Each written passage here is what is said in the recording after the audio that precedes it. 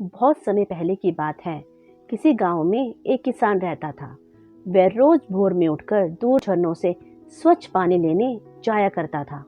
इस काम के लिए वह अपने साथ दो बड़े घड़े ले जाता था, जिन्हें वो डंडे में बांधकर अपने कंधे पर दोनों ओर लटका लेता था। उनमें से एक घड़ा कहीं से फूटा हुआ था और दूसरा एकदम सही था।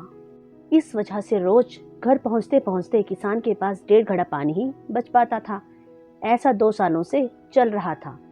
सही घड़े को इस बात का घमंड था कि वो पूरा का पूरा पानी घर पहुंचाता है और उसके अंदर कोई कमी नहीं है।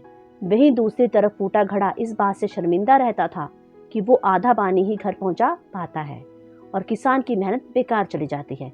फूटा घड़ा ये सब सोचकर बहुत परेशान रहने लगा और एक दिन उससे रहा नहीं गया। उसने किसान से कहा, मैं खुद से शर्मिंदा हूँ और आपसे क्षमा मांगना चाहता हूँ। क्यों? किसान ने पूछा। तुम किस बात से शर्मिंदा हो? शायद आप नहीं जानते, पर मैं एक जगह से फूटा हुआ हूँ और पिछले 2 सालों से मुझे जितना पानी घर पहुँचाना चाहिए था, बस उसका आधा ही पहुँचा पाया हूँ।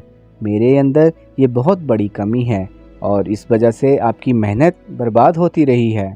फूटे घड़े ने दुखी होते हुए कहा। किसान को घड़े की बात सुनकर थोड़ा दुख हुआ और वह बोला, कोई बात नहीं, मैं चाहता हूँ कि आज लौटते वक्त तुम रास्ते में पड़ने वाले सुंदर फूलों को देखो। घड़े ने वैसे ही किया। वह रास्ते भर सुंदर फूलों को देखता आया। ऐसा करने से उसकी उदासी कुछ दूर हुई, पर घर पहुंचते पहुंचते फिर उसके अंदर से आधा पानी गिर चुका था। वो मायूस हो गया और किसान से क्षमा मांगने लगा। किसान बोला, शायद तुमने ध्यान नहीं दिया, पूरे रास्ते में जितने भी फूल थे वो बस तुम्हारी तरफ ही थे।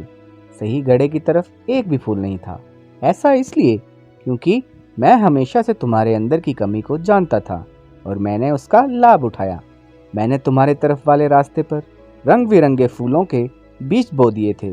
तुम रोज थोड़ा थोड़ा करके उन्हें सींचते रहे और पूरे रास्ते को इतना खूबसूरत बना दिया। आज तुम्हारी वजह से ही मैं इन फूलों को भगवान को अर्पित कर पाता हूँ और अपना घर सुंदर बना पाता हूँ। तुम ही सोचो, अगर तुम जैसे हो वैसे नहीं होते तो भला क्या मैं ये सब कुछ कर पाता? ये सुनकर टूटा घड़ा बहुत प्रसन्न हुआ। अब उसे खुद पर नाज था। वहीं दूसरे घड़े को अपनी गलती का एहसास हुआ और उसने अपने अहंकार के लिए टूटे घड़े से क्षमा मांगी। इसलिए दोस्तों, खुद की कमियों को पहचान कर वह उन पर उचित कार्य करके किसी भी कार्य को किया जा सकता है। अपने को किसी से कम ना आंकें और ईश्वर ने आपको जैसे बनाया है उसे स्वीकार करें।